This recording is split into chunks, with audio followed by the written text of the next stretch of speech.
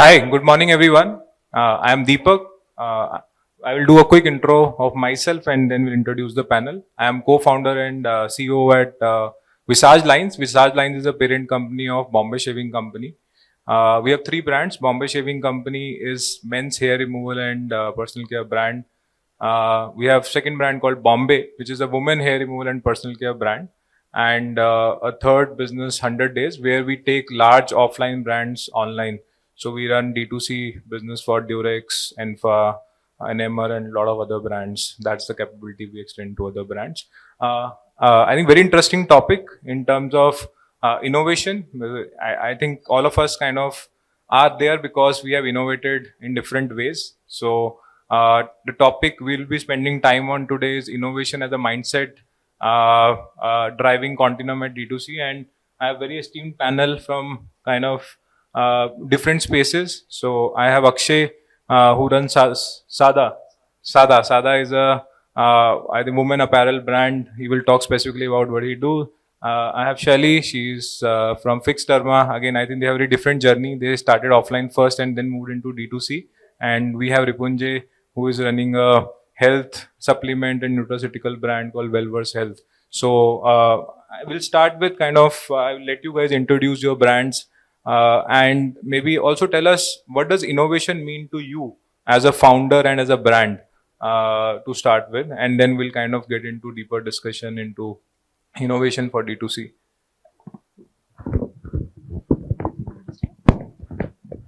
So hi guys, I am Ripunjay, one of the co-founders of Wellversed. We are a health and supplement nutraceutical brand. We have multiple brands in our portfolio. Brands such as Wellcore, UVFit, Keto5, Zero Sugar forms the part of our portfolio. Coming from a standpoint of innovation, I think innovation is the backbone of any startup, and it's a mindset that should be engraved in organizational DNA. Well, innovation is the only one that we can rely on when it comes to fighting with the MNCs or getting a competitive edge over the MNCs, which have unlimited resources. So it's been 5 years since we started this. We have Jubilant Foodworks as one of our investor. Yuvraj Singh is our brand ambassador and investor as well. We are currently running at a ARR of around 120 CR. So yeah. Yeah, hi, my name is Shaili Mehrotra and I'm CEO and founder of Fix Dharma. We are a 14-year-old skincare brand. So I think you all know that skincare is a very cluttered and very crowded space right now. There are, I don't know how many, some few, as per marketplace, there are around 25,000 companies right now registered in this space. So you can understand.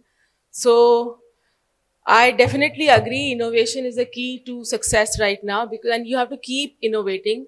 So there's a very fine line between innovation and new products and getting inspired by the products which are already in the market. But so let me give you a brief background. So we started our journey through Dermats. We have pan-India presence in India. We have more than 200 medical reps and managers, and we sell through Dermats. That's how we started the business. And then we started export since we had some good connections in Southeast Asia.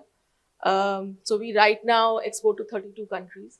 We started our D2C journey just 4 years back, and it has been amazing. I mean, we all know that the growth is exponential there, and we are doing pretty well. And we started our OTC journey just 1 year back. So as a company, we are quite well balanced, I'll say, because we have 4 verticals. So coming back to innovation, so we have very interesting innovative products. We have got some awards also from the government of India for innovative products. Like we have just launched, you must have seen maybe, Baman Irani is our brand ambassador. It's NigriFix. It's for nigrican acanthosis. It's a condition which is on your neck, knees and elbows. The skin becomes very leathery and dark. So it's for that. And we have another product which we just launched 2 years back. It's called Fubetic. It's for foot cream, which is for diabetic patients who have, it's just not for crack heels. It's more about itchy, tingling, when you have tingling cold feet. So yeah, I think he's absolutely right. You have to keep innovating, keep coming out with new ideas, new products. That's how you can sustain. Oh, amazing how you kind of started with dermats, because typically it's you know, like a lot of brands don't think in that direction, because it's a lot of effort to first make them buy into your idea and So, then you prescribe know, to there's a someone. reason Yeah. also behind it. I won't put it in this way that I know the. See, for going OTC, you need very deep pockets, right? Especially in India. You need very, strong financial muscle to go OTC. And the second one, D2C, was not there. So I had to take this route, Yeah. which is, I think, very tough nut to crack. So it took us quite some time to crack it. Yeah. Yeah. I think the belief in the innovation is also an important part of the Yes. software aspect, because you kind of take the idea forward and be at it. Yes. Like for you, it's 14-year journey, and a lot of things have evolved out of it. Amazing. Nice to kind of talk to you, Shelly. Hi everyone, my name is Akshay. I'm one of the co-founders of Sada. I started Sada with my co-founder Mahesh. It's been more than 3 years back since we started from a garage in Jaipur. The idea was to solve for consumer choices and simplify the life of our customers. Every day you see there are, even if you go out of a restaurant, you see there is a menu, there are 100 choices, and making a decision of what to eat, what to drink, or even what to wear is like a problem where you end up like taking up most of your time. So that was the idea. That's how me and Mahesh have been like, how can we declutter and how do we simplify our life? So the idea was, how do we translate that ethos into a brand? We started with one collection, bedding. We did not want to do apparel because we felt it has so many more variables to it.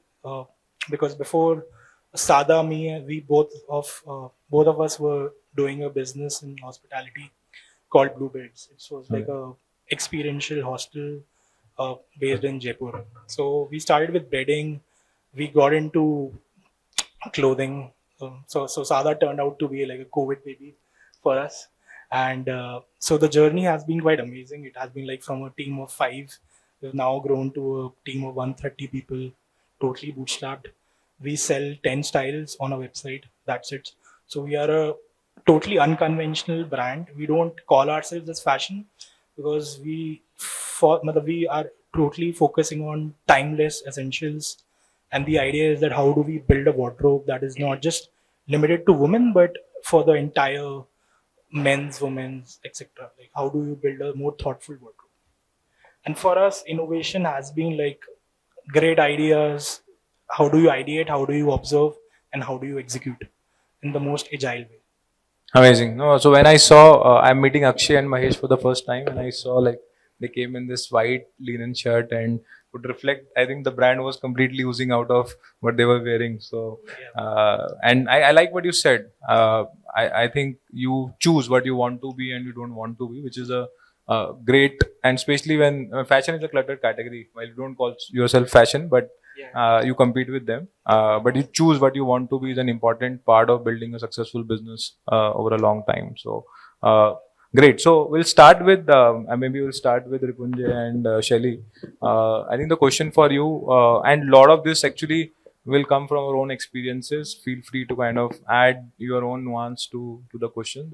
So the consumer preferences and trends, not only globally but in India, are changing at a fast pace.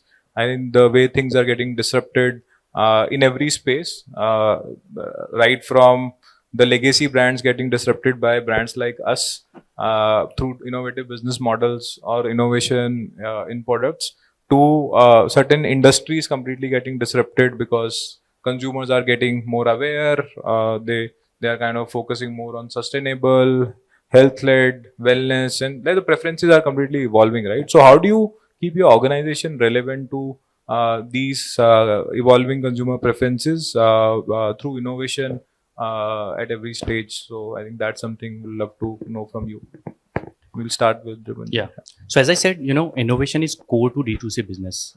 It only helps us gain a competitive edge over the MNCs where they will innovate. Yeah, they can innovate, but they need a lot of resources. We can innovate in a very limited resources. We have a direct connect with the consumers. That is one edge that we have being a D2C business. So, coming back to innovation in particularly my sector, health and wellness particularly, what we see is there are a lot of compounds that keep coming up on a daily basis saying that, this helps you in, let's say, muscle gain journey. But after research, after some time, we figure out कि यार ये actually काम नहीं करता, बस ये एक wave है, ये trend है. तो, it might not be a trend, it could be a wave. So you as a brand have to decide what is the ambit that you will work in. Well, you have to decide which consumer, which TZ you are serving in. What are your long term vision, what are your short term vision. आपका short term vision में शायद wave पे आप ride करके win कर जाओ, but long term में you lose out. Obviously, as a small business, you have limited resources. You don't want to squander your resources here and there, where a big company definitely can have multiple, team members working on parallel innovation. You have to choose which fight to take and which fight not to. So, to sum it up, innovation for us is defining the ambit of the brand that we operate in. For Wellversed, it is always producing science-backed products or getting into science-backed innovations. We don't drive into waves. We see, we judge, we step back, we analyze whether we want to do this or not, and then go forward and chase the revenue that might be coming up with that short-term innovation. Actually, I'm quite surprised because generally this your generation doesn't believe in it. They always believe in that wave, ride on the wave and sell it and make money and exit. That's the plan. And even with the products, they do that. The products come for a few months, they sell it at, they move sell to it, something else, yeah, big numbers, and then they move to something else. So that's that's actually quite much there everywhere in D2C space. But since we are maybe you can call us a old school this thing or whatever, but so you have to go as per the trend also, but you can divide your portfolio into two sections. One, products which are always required, always needed. He just lightly said about the menu. So, we all try different foods, but eventually we go back to butter chicken curry and dal aloo gobi. We all do that, right? So we try different things, but then we go back. So a few essential things which are definitely required should be there, and you should focus on the quality of it. And then you can also, keep adding and removing trendy products because you have to go with the flow. Yeah. Otherwise, you are not in the race. Yeah. So that's how we divide it. But since we are a very derma strong and clinically efficacious products we make, since we had been a derma brand since from the beginning, so we have to bring out certain trendy products because it's required. But the focus is always on the essential and what the ethos of the company is. A very important point that staying true to your core and making that bigger will define the long-term success of the business. And then obviously basis the changing consumer preferences, you keep adding and experimenting on top of that. But you can't change your core every time. I think that's an important part. So Shelly, just curious, for the first product you would have launched in your year 1 to year 5, is that product still there? And Yeah, they all are there. Okay. So our first product which we launched were 2 sunscreens, 1 moisturizing cream, 1 moisturizing lotion, and a foot cream, 4, 5, and 1 face cream. So all are there. And they will be like contributing to what percentage of? So the sunscreen right now, because see, very interestingly, when we started our journey, sunscreen awareness was not there at all. So if a dermat writes you a prescription, you will use it for some time and then you stop using it. It will lie somewhere or you throw it. So sunscreen was like, pushed or, forced upon you by the dermat. But in last 4-5 years, thanks to social media, sunscreen awareness is crazy right now. So that's actually contributing almost 40% to our portfolio. Amazing. To our sales right now. But other products are also doing well. No, but amazing. Like how from where you started, it still contrite to be a bigger chunk of your business and gives you legs to build other things. So I think that's a learning for all of us in terms of stay true to your core. Akshay, like for you, what does it mean? So for us, as a brand, we don't introduce products based out of trends. So we are very opinionated when it comes to that. So we see one is product and the other is experience. So how do we innovate in selling the same product in various different ways? So because essentially it's just 10 styles and you have to hammer out the same message in multiple ways.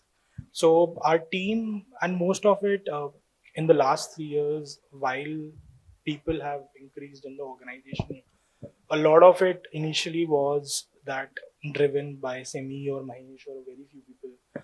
So for us, innovation now in the org is how do we foster and collaborate amongst the team, because so that the team is able to take that call of how do would they want to experiment and how do they learn and fail and again reiterate from that. So for example, like our team makes more than 100 videos every month on just while focusing on say 10 styles. So they are essentially selling a shirt in like 10 different ways. So we do a lot of exercises at the office trying to see how do they come up with new ideas and how what resources can we give them to kind of do their stuff. Got it. I think you touched upon a very important point on how do you enable your team, because as a founder you may be passionate about certain things, but how does it kind of percolate across the organization? And like you mentioned, your team doing 100 experiments on videos and different same product but 10 different videos and keep testing it out is important. And I don't think that any organization can succeed if they are not able to kind of build the culture of innovation at all the levels. So maybe Shelly, I want to ask you how you do this with your larger team. I don't know how many people are there in your organization, but keep doing it again and again and making sure that it percolates at all the level. How do you drive it? Yeah. So we have close to 500 people right now. Yeah. So it actually, it all happens step by step. So I remember when we started, there was some person, she asked me, what is the vision of your company? So शुरू में तो there is no vision when you start a company. वो vision होता ही नहीं है. You want to pay salary in time. You want to pay electricity bill in time. I mean, things should happen in time. That's your first priority. Vision तो लगता ही नहीं कोई है. You just want to go with the flow and you want to sustain and run it for some time, and then break even and then profitable. That's the fundamental of business life. So team, yeah, it's very challenging. We all know how much attrition rate is right now, especially in D2C space. So our rest of the verticals, the attrition is quite low. But D2C space, the poaching is there always. So you bring a person, train it, and the person leaves. Yeah, but we keep trying to, make a good team, keep it together, keep talking to them, having, almost weekly meeting, a group meeting. So where we can talk and we can, yeah, it's a continuous process actually. A very important point in terms of just huddling with the team and keep re-emphasizing this again and again will play a significant role. Otherwise, it will stay in the vision only. Like yes, and it's a continuous process. There is no black book to success in how to build a team and how to keep it together. It is a process in which you keep trying and doing it, correcting it where you are wrong, where things are wrong, and it's just the process. Yeah. Got it. And Dipanjay, how do you drive this? So, I think innovation cannot be added to a KRA of a team member, right? So, let's suppose they come up with an innovative idea saying that यार ये करते हैं, right? Every team member keep coming up with ideas. तो आपको ये देखना पड़ेगा, analyze करना पड़ेगा how exactly you take that idea. Whether you say, so what we do is we don't approve or shoot it down saying that यार ये idea अच्छा है, ये बुरा है. We always go back to the thought process. कहाँ से generate हुआ है ये idea? One, can we make more such loops to generate such ideas, and then giving them ideas about the pros and cons कि यार आपने ये जो idea सोचा है, this should be the repercussion and this would be the benefit of this idea, right? Pass it to the relevant team, break it down to the fundamentals, making sure every team member जो भी different domain का है वो भी contribute कर सके idea को, because innovation is a collaborative effort. It cannot be done by a single person. No innovation in this earth possibly has been done by a single man, single woman, right? So team effort बहुत necessary है, but आपको regular brainstorming session rational से ये drive करना पड़ेगा, because you cannot put an additional KRA saying that आप innovative idea लेके आए. Once they see they are able to add value through that innovative idea in the organization, in the process, they would be more encouraged, right? You can have regular brainstorming session, hackathons to help you drive that particular innovative let's say ideas generation loop. So you know, it's a continuous process. As Sally said, it's a continuous process. It's not just one day, 1 week. You have to continuously set a, you know, benchmark ki aap ideas leke aao. We'll analyze, we'll definitely implement it if we think that this could be the, you know, way to go. Because those people are in ground. They come up with the relevant ideas. We at the top can only gauge ki yaar aise kar lete hain. That's not necessarily true, right? So yeah, here's my Yeah, no, I think all of you mentioned about problem solving with the team, empowering them, because ultimately you problem solve, but if the team is not empowered, you will not see a lot of experiments happening and kind of see outcomes on that which you can scale. And third is the role of over communication as a founder. In driving that, only then it can become a continuous process. Otherwise, there are like 100 things to do.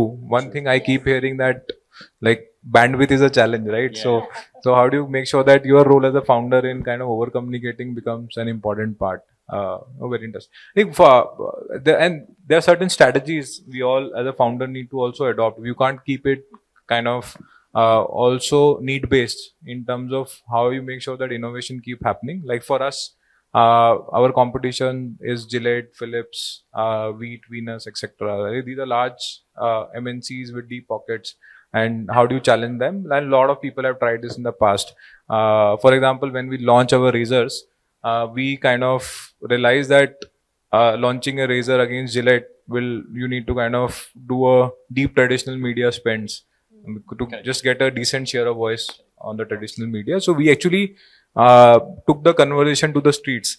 So we launched a program called Razorpreneur, where we actually ask young people who want to become entrepreneurs that selling is the first step to become entrepreneur. So why don't kind of you take razors from us and sell it wherever you want, in your college canteen, in metro, in Bombay local, in Connaught Place, etc. And we were shocked. Like 5,000 people actually came and signed up for that, bought stock from us and sold it on like in different ways. And like we did our GTM of 50,000 razors in 1 month, all on cash, and created a content that reached to 10 million consumers free of cost. So I think so. I want to understand: are there some strategies which you also kind of adopt? Because I'm sure, like you mentioned, there are 25,000 brands you mentioned are into. So how do you kind of, what are the kind of strategies you adopt to drive and penetrate against some of the competition you have? Yeah, that's actually since I mentioned we are not a D2C brand. Yeah. So that's not only a D2C brand. So that's actually quite good for us because we very quite well balanced. So we sell through dermats. So there we can push by penetrating deeper into the market. There are around 16,000 dermats right now. So adding more to our system, our team should reach out to more. So which is also a lot of meetings go on. We have daily virtual meetings, trainings. I mean, a lot goes into it. It's just like pharmaceutical business.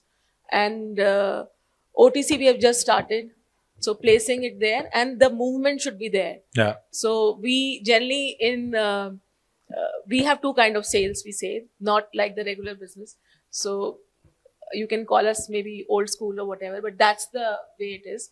So there are two sales: primary sale and secondary sales. We don't use all these fancy lingos. So secondary sale is the business.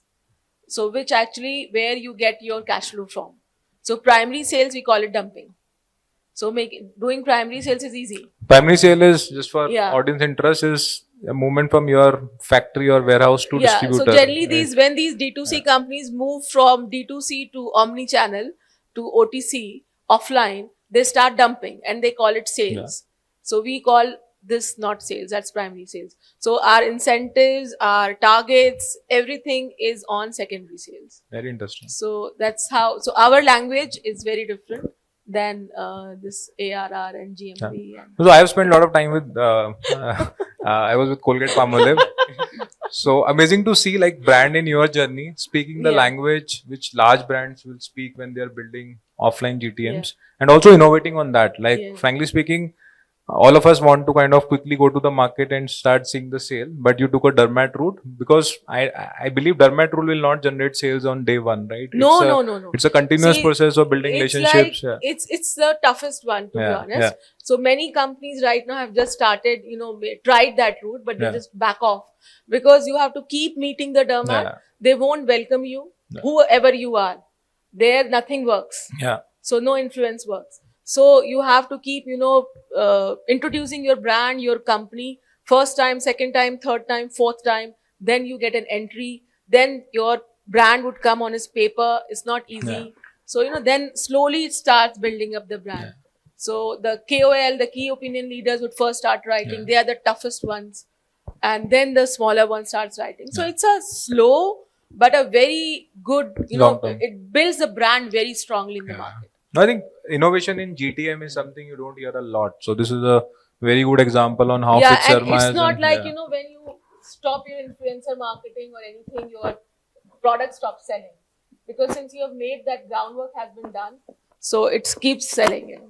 Amazing. So I have a point to add here. I understand the fancy terms. We do have to use it sometimes, but the idea. What is the most fanciest term for you? I think GTM and ARR is something that we consider a fancy term. GMV. GMV, yeah.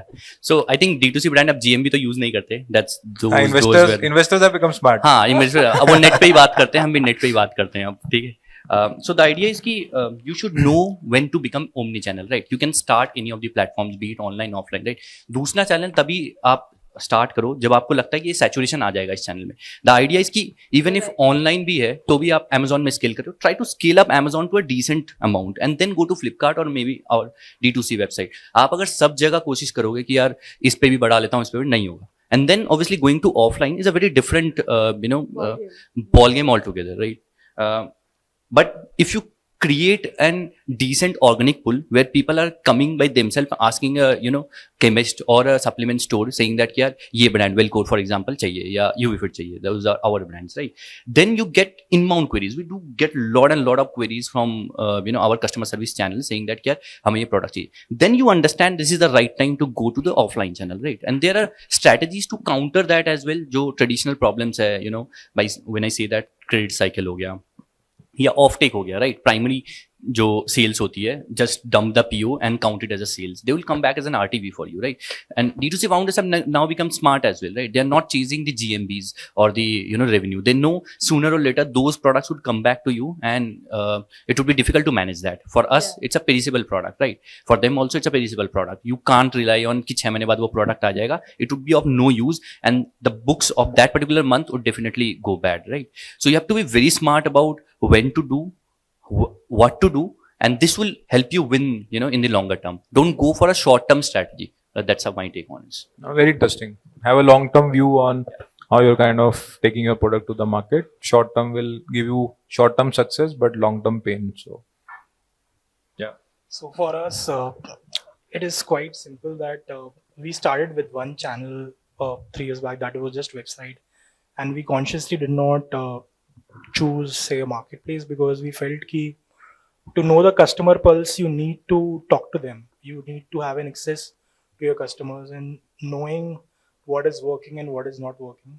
So since day one, like, we have invested a lot in scaling our customer support so that जो data touch points हमें मिलते हैं customer से कि इसमें ये problem आ रही है, इसमें ये चाहिए, इसको ऐसा बनाओ. So we keep recording that on a every day-to-day basis, and for us, innovation comes from a lot of those customer data points, and how do we translate that need into validating whether it's a noise or whether it would be timeless. So for that fact, we've innovated, like, right from the first product that we made was a cotton pant. So fabric में क्या होता है कि बहुत fundamental first principle thinking से what you want to buy, it should not either shrink and there shouldn't be a color bleeding as well, because that's the pain if you want to invest in something which is more durable. So the fabric that we chose was cotton 20s, जो मतलब by nature लोग bed sheets में बनाने में काम में आते थे, because that fabric by its nature is more durable. So our team went back to the whiteboard. We saw कि यार इस चीज को अपन ऐसे use करते हैं कि how we can make a product that is more durable and जहाँ पे क्या color faintness, color fastness, and shrinkage. So for us, those are the three metrics that might sound most fundamental to you, but those are the most important ones. We feel कि यार इंसान खरीदे तो उसको दुख नहीं लगे कि यार ये मेरे से मतलब गलत हुआ है. No, a very important point कि insight simple होती है, but how do you kind of absorb it and kind of then change, act on it? Very important, because sometimes, and this is something we grapple every day, is people always want to kind of build a rocket ship even when we are selling personal care or apparels, right? So you keep searching for that aha never comes, but simple insight like this can actually help you get consumer love and trust, which you can then kind of build at scale. And this is actually I will also want if you can share some example, will be interesting for everyone, how you have, where you got a very interesting consumer insight which you kind of then adapted and innovated and kind of made some changes in your product or marketing campaign or strategy, anything that helped you in your journey. Should I go first? Yeah, sure. You should go first. Yeah. So during our first product, like we adopted like WhatsApp in the third month of our business. That's like almost 3 years back. So a lot of people used to ask us like, are these pants stretchable? So we realized यार 1000 में से मतलब 500-600 लोगों ने पूछा. So it means that there is a need for a product that is more stretchable. So वहाँ से we really implemented a launch of first 4-way stretchable pants, and then that's how we like 2 months back we launched a product which was sleeveless, and like there we got like so many messages like make this in full sleeves please. So we just hearing what people want kind of gets from all the consumer touch points. Very cool. What about you, Ripunjay? Any specific example you want to share with all of us? Yeah, I think one of the problems or one of the challenges that we faced early on when we are scaling up our brand, counterfeits. मतलब health and wellness में we never assumed there would be counterfeits, right? कौन ही बनाएगा, अभी तो आप अपने brand grow कर रहे हो, मतलब who would want to copy your brand? But surprisingly, we were receiving a lot of queries through our customer service channel to authenticate our products, right? And we saw there are a couple of products that does not match the batch number that we have produced, right? This gives us an insight कि यार कुछ करना पड़ेगा counterfeit counter करने के लिए, right? अब there are short term and long term. I talked about कि short term strategy क्या है, long term strategy क्या है. Short term strategy, when we analyze the market, we saw there are a lot of SMS based options कि आप product पे कुछ लगा दो and they SMS you back and you send them a reply saying that it is authenticate and or not, right? Now you have to think from a modern solution कि यार हम better क्या कर सकते हैं. So what we came up with is a folk to farm strategy. What it does is कि आपको entire supply chain journey consumer को दिखा सकते हो आप, right? Through the technology such as blockchain. We have implemented a barcode or QR code that could be now authenticated in our website. There are two-way benefit to that. One is you would be able to gain the customer insight कि कितने लोग authenticate कर रहे हैं and whether they are able to authenticate that particular product or not. So let's suppose a customer comes to you and they are not able to authenticate. Study the data deeply, understand, reach out to the customer, understanding इसका supply chain आया कहाँ से है. Those kind of nuances will help you counter that counterfeiters who are trying to produce a copy of your product, right? As a brand, you never want to, be 100% sure about how your customer is taking your product because they might not be aware this is a counterfeit. But as a brand owner, you should be aware you are placing the right product in the mind of consumer. Otherwise, those consumer will never give you repeat business. Interesting. So basically, how you solve that, you made it very transparent for the consumer so that they know that like what I'm getting is very authentic and it's visible to me. Exactly. The idea is to know who are not able to authenticate. The idea is not to know कि people who are able to authenticate वो तो आपको पता ही है. जब वो authenticate नहीं कर पा रहे हैं, then you reach out to the customer and figure out कि यार कहाँ से ये supply chain drive हो रही है. And Shelly, anything you can remember of No, which? yeah, actually, we are also facing this counterfeit problem, like on a quite large scale, and we have lost substantial business also because of that. But it's not possible for us. So there are set of customers which we have realized who don't care. So we have QR code, barcode, we have a hologram, everything is in place.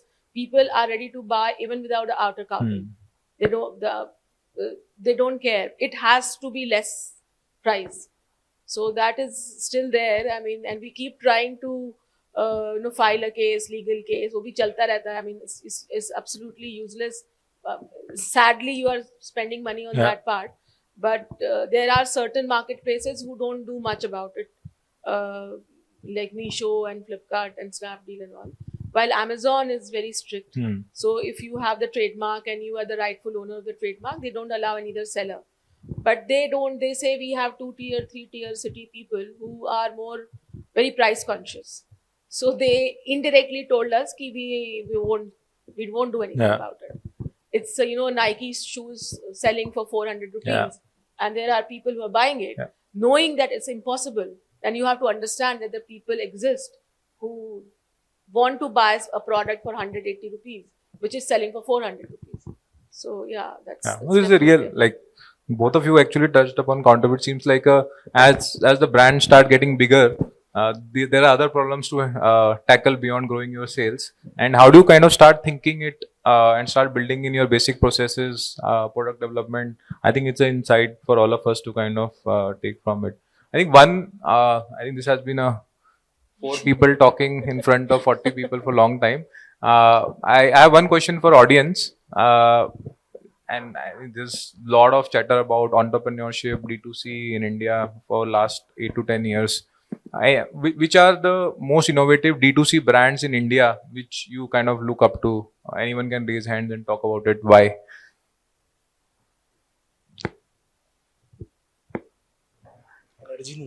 You can, if you don't have any name, you can take one of ours name. That's fine. Bombay Shaving Company. Yeah, please, sir.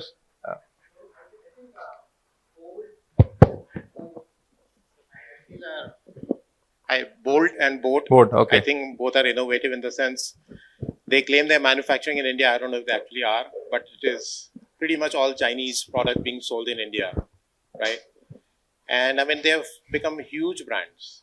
Yeah, right? you are right. Like, so you have used somebody else's manufacturing, somebody else's R&D, imported so much material, and become huge brands in India. So I think that's I think awesome. wireless audio space, smartwatches, building a $500 million businesses. It's a revolution in India. Yeah, you're right.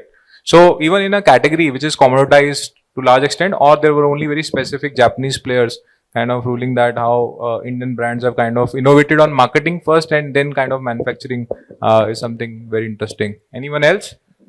Yeah, sir. Yeah, please. Hi, I'm Nikhil. So coming to the D2C point, I can talk about one competitor of Ripunjay. I don't know whether you consider them as a competitor. Fasten Up. So they are quite brilliant in using D2C channel for their products, especially since I'm a runner and a cyclist. So I also use their products, and the word to mouth publicity, the use of influencer and the social media, and the tie up with the sporting events. So that has worked very well for them. And the way the CEO himself is quite involved. So like he has been recognized as the fastest CEO running a marathon. I mean, that's like a company owner himself giving a validation for the products he is using. So this is one of the brands I wanted to talk about. Yeah, very interesting. Sorry, what's your name? My name is Nikhil Pachori. Nikhil, I think very interesting example where I think a lot of consumer now start looking up to brands where they actually want to not relate just to the product, but also the company, the culture, the founder, the promoters. And it's a perfect example that how do you kind of create the community around the key people in the company, and then kind of percolates to your consumers who get inspired and want to try the product. Very interesting. Anyone else? Yes. Hi, this is Akash. So I basically worked with a lot of edtech brands, education brands, and you must be knowing a brand which is declining. So it's Byju's, right? The reason of their decline, what I feel, because I have worked them with very closely. They exhausted the market. They didn't realize what they are doing, and like using all the unfair practices, be it for customers, be it for employees, or be it for their partners, everything they did that they wrong. So it's important to build a sustainable business. This is what I felt, rather than getting unorganic growth and reaching out to numbers. So in 5 years they reached to the top and then declined in just 1 year. So it's important to have sustainable business. If I come to a positive side of this particular brand, this particular domain, so we also know a name that is Physics Walla, right? And there are other brands as well. They are doing good, be it an academy or other players. So they are having organic growth, not exhausting the customer, doing the right thing at the right space. So yeah, it's important to. I just want to highlight it's important to grow, but with a sustainable thing. A very good point is how do you build a sustainable business? Because it may be different in eyes of different people, in eyes of founders, in eyes of investors, in eyes of your consumer, or in eyes of the retail partners or channel partners you may have, right? But what defines that success is important, and maybe I think will be interesting to ask the panelist also. Maybe I will start with Shelly. What defines the success for you in your business? So I'll take first the what we were discussing with Byju's. I've spoken on this topic before also. I am not very much in favor of this scaling thing, this buzzword scaling. So I feel why to open 120 stores in one go? That's very dangerous. You are actually treading on a very thin, sharp this thing. So you have to start with few shops or few stores. Once they start, once they meet break even or just do well, if you just go back 10 years, 15 years, it takes time to build a business, 15, 20, 25 years to build a business. But now it's like nobody's interested in giving time to the business. Everyone wants to make the business 5 years. That's the timeline they have, 5 years, that's it. So, which is, I think, not correct. And I have this very strong gut feeling it's going to change in coming years. People will start realizing that 5 years. Did you raise money in your early years, or you No. I think that's the difference, because when you get venture funded. But so I say there are two types of companies. There are fund funded and there are founder funded. Yeah. So fund funded No, are I different. completely agree with you. Even Fund in other, funded are very different style of Yeah. talking and the way they present the company. They are always in the seventh sky. जो बेचारे founder funded होते हैं वो शांति से बैठे रहते हैं because सब कुछ स्लो उनके अपने पैसे हैं it's their you hard want earned money to come back, right? it's a hard earned money, so you go slow. You think you're very frugal with your spends. You think 10 times before spending any money. It has to come. ROI हर वक्त आप देखते रहते हो. तो ROI तो D2C का कोई I think वो lingo exist ही नहीं करता है. That's why innovation become important.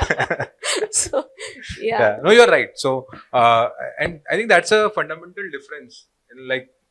The entrepreneurship in India has been for centuries. It's not new. Like now there are new buzzwords like D2C, omni-channel. Kind of we are finding new trends which are enabled by technology, etc. But ultimately the fundamental of business that the money has to come back, right? The money Yes. has to rotate. You need to make money on the business. So very true. So how do you build it from day zero is important. So success, there's no mantra for success, it's getting the right team, right time, keep going, keep moving, stick to what you believe in. And you should not listen to noise, but at least keep your eyes and ears open. If you think you are not on the right path or your business is giving you so much of losses, it's so long, you should shut it down. So there should be a plan B of exit also. Yeah, very important. It's like you will have, if you invest in stock market, you will have certain stocks where you would have invested with high hopes, but you realize that the fundamentals were not right. You can't keep sitting on that stock with the hope that it will turn around. You have to kind of exit it and kind of deploy that money somewhere else. And I think that's a very important call that a founder need to take. And I can't be just emotional about certain because business is like your baby. If you have kind of started it from day zero, but you can't be emotional about it. You need to take hard calls on people, on certain business verticals, on certain channels. If you realize that it's not going to work or doesn't fit into my long-term plans. Yeah. And during my journey, I think I must have thought of shutting it down 100 times. It happens with all of us, right? All of us you go fall, through it. you stand up, you again fall, so it keeps going, but you have to keep going. But I had this very strong gut feeling we'll do well. It's just about time. Yeah. So, and of course, the fun thing. Which year was the there. inflection point for you when you realized like अब तो चल गया, अब इसको like बड़ा बना सकते हैं? Before COVID, और फिर COVID आ So गया. like eighth year into your journey, हाँ. and then Before COVID happened. COVID, I was like, we will get on this rocket के जैसे ऊपर जाएंगे. पर उसके बाद COVID आ गया तो rocket के जैसे नीचे भी आया. तो because we had our own manufacturing unit. So, you know, when you have so many expenses, you have to pay. Yeah, I understand. You know, you think about salary. First is never, you know, good day for any entrepreneur. First of any month, you have to. So it's like basically 11th year into your journey when you actually realize, okay, now I am into some comfortable stage where I can take it to next level. Broadly, See, actually. comfortable stage to tha because we were a profitable company. तो वो भी comfort की भी अपनी definition है ना. You how many crores or hundreds you are doing. So I was happy because I was drawing my salary, paying salary in time, and everything was good. Yeah. And we had a certain reputation in the market. So I was happy. But होता क्या ना, when D2C came, you realize that you are very पीछे in the race. जो हम 10 साल में किया लोगों ने 1 साल में कर दिया. People used to come to office and tell me, "Acha, what are you sale? Oh, this is so less. This company came 1 year back." So then we started realize that we should actually run now. All right. Vibunjay, but how do you look at success? How do you measure it? I mean, Sally rightly said, COVID was a turning point for us as well. There's a very interesting story around COVID. So this was around 2020, right? So 2020 में जब ये COVID hit किया, we were also, kind of bootstrapped. We raised funds, but angel investment. So अब उस time पे obviously we were chasing growth, which now has completely changed in the last 4-5 years. We have seen कि कैसे profitable होना है. We are marginally EBITDA positive as well. Now the idea is कि COVID में हमें पता था कि if we don't, if we shut our shop, then probably we are closed. We will die. So the founders, along with I obviously, and couple of workers, actually stayed in the office in the manufacturing unit for the entire 21 days, right? We made sure that we get the health essential pass ready because we were dealing in, low carb foods and supplements. We got the relevant passes. The delivery was on, the manufacturing unit was on, right? So entrepreneurship was always a roller coaster ride. You need to see, you need to have a vision कि यार आपको क्या achieve करना है. If you have that vision in your mind, then these ups and downs will definitely come, right? It's not like अभी हम stable हो गए. There is nothing called stability, right? The next moment, जैसे as Sally mentioned, right? After 8 years, after 10 years also, you can realize कि यार अब कैसे करें, right? There is a saturation point to it. There is a comfort zone to it. You need to break out of the comfort zone. You have to think, continuously evolve, think about what can we do next to actually make this brand big. Basis your vision. So, Very relevant point is that you need your vision will define actually how do you kind of look at the success, not like how others people kind of see it. Akshay, what defines success for you? So for us, see, our goal is that देश में 120 करोड़ लोग हैं, 100 crore wardrobes हैं. So how do we reach out to those 120 crore wardrobes?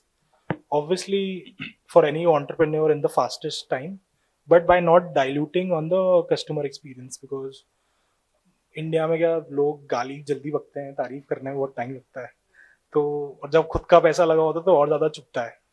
तो वही fundamental है. And to ensure that you cannot do it all alone, you need to give team and the number of experiments they take. That's our success metric. If they are doing more experiments, failing fast, because failing more and not उनको यार fear निकल जाए. Because one thing that I've observed is that transferring that ownership into the team is the most difficult and the most underrated thing. If you build that culture and if you empower your team to take calls, take shots, I think then that is the only success for us. Got it. Very interesting. All of us has a different perspective, but it all comes to, I think, from where we started and what we want to be. And then other milestones become a different phases in that journey. I think for us, like in Bombay Shaving Company, we have a terminology called OBCD, which is only Bombay Shaving, only BSC can do, right? I think that kind of keeps up and running all the time. And what it means is, what is the NPS, what is the repeat, what is the consumer love we are getting? That defines the success for us, because like there is no other mode than consumer coming back and buying your products again and again. That's how we define it. So we have 2 minutes left. We can take maybe 1 or 2 audience question if you have, and yeah.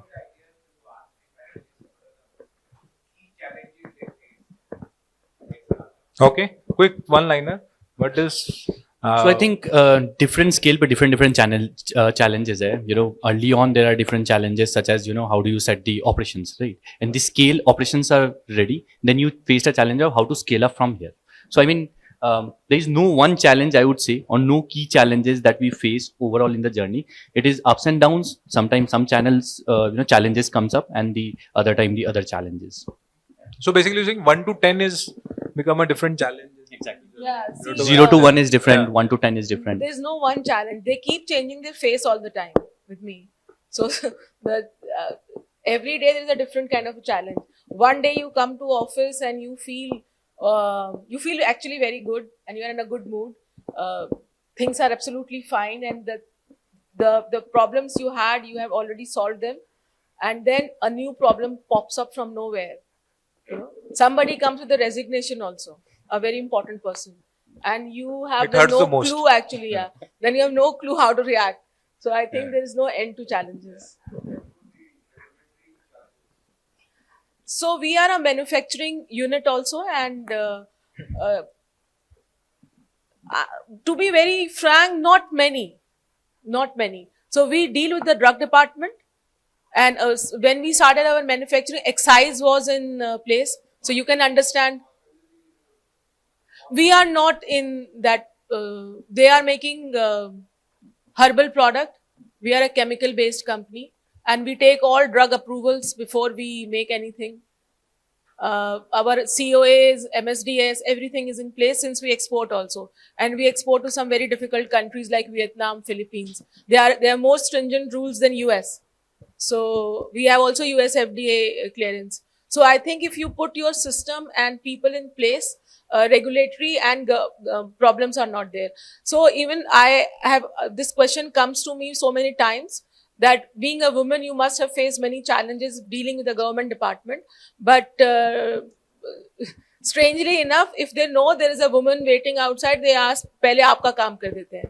तो मुझे इतनी problem हुई नहीं कभी. And मैंने हमेशा देखा है कि anyone you meet as a young entrepreneur or whatever age, or अगर आपको आपका काम पता है and you are very sincere about your passion and vision, they also take you very seriously. So I had dealt with custom clearance and everything, from income tax to excise to meeting RFC, Rajasthan Financial Corporation, to RICO, industrial. सब जगह people are same, they are humans, and if they think you are very sincere about your work, they take you seriously. और बाकी तो थोड़ा बहुत जो है हमारा ट्रेंड वो तो चलता ही है. Yeah, actually, I think we are above time, but if organizers permit, we can take one last question. Just one last question. Okay. Thank you. Sorry, I will just, so we will be outside, and if you have any further questions, we can catch informally also. How do you reach tier 2 and tier 3 audiences? So I think, surprisingly, our business, 70% of our business are coming from tier 2, tier 3 business, towns as well. So you need to understand वहाँ पहुँचने का channels क्या है, right? As Sally talked about कि Amazon particularly is very dominant on tier 1 and the metros, right? Our relevant channel is Flipkart in this case. We do a great business on Flipkart, right? We have a decent connect on Flipkart. Now, once you understand the audience that is coming from, you want to scale up that particular channel, right? We do offline business, a great offline business from tier 2, tier 3 towns, right? So to answer your question, channel product fit is something that you need to understand. You continuously need to analyze where are you receiving your orders from, purchase orders from, and keep scaling that up would help you get to the relevant customer. So, from a marketing point of view, you need to have personalized, tailored communication. That could be, there are a lot of, if you are in a digital first brand, there are a lot of ways where you can target pin code level, right? And you understand कि उस pin code में कौन सा consumer बैठा है, right? The communication has to be narrated. The communication has to be designed from that perspective जो उनको समझ आए.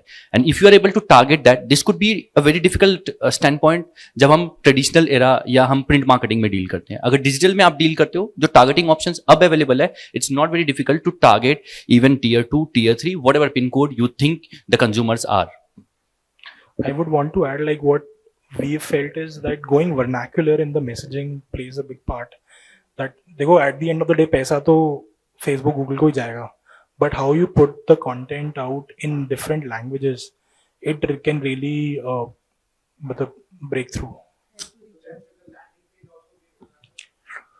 वहां तक हम तो नहीं पहुंचे अभी तक, सच बताऊं तो. No, necessarily But not. कर सकते हैं. Yeah, but I think a lot It's a of good idea, good regional insight. influence. Actually, the cost of marketing in the tier 2, tier 3 is much lower than metro because everyone is kind of targeting the same consumer. A lot of brands don't do it, but the brands which do it are actually are able to kind of get to profitability faster. So influencer marketing, vernacular, a lot of these things kind of works really well for D2C brand. I think with this we'll wrap up. I really enjoyed the panels. Thanks, Ripunjay, Shelly, Akshay. I think you were very honest in kind of sharing your experiences, and I think we had a very engaging audience as well. Thanks everyone. Thank you.